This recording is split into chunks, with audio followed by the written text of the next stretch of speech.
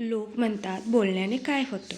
त्याचं एक उदाहरण देते. एक व्यक्ती रोज श्री स्वामी समर्थ, श्री स्वामी समर्थ, श्री स्वामी समर्थ जप करायची आणि कालांतराने श्री स्वामी समर्थ, श्री स्वामी समर्थ, श्री स्वामी समर्थ म्हणत असताना तो मंत्र सिद्ध झाला.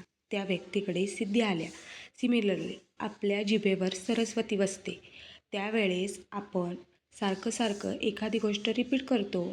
मला जॉब नाही, मला जॉब नाही, मला जॉब नाही, माझ्याकडे पैसे टिकत नाहीत, पैसा टिकत नाही, माझ्या बाबतीत असं होतं, माझं नशीब खराब आहे, मला असे आजार आहेत, मला बरं वाटत नाही. जर तुम्ही एखादा मंत्र आपण 108 वेळा सलग 21 दिवस आपण जपला, 1 वर्ष जपला, तर तो मंत्र सिद्ध होऊ शकतो. मग तुम्ही बोललेले प्रत्येक गोष्ट सिद्ध होते.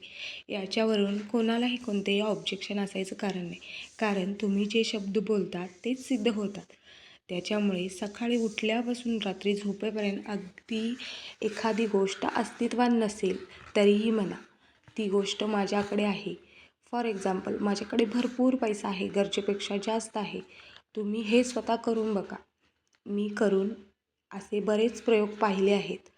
आपण स्वतःच्या नकारात्मक आयुष्याचे कारण बनतो. तुम्हाला त्रास देणारं दुसरं तिसरं कोणी नसून तुमचे स्वतःचे विचार आहेत. म्हणूनच स्वामी म्हणतात, विचार बदला म्हणजे नशीब बदलेल. श्री स्वामी समर्थ.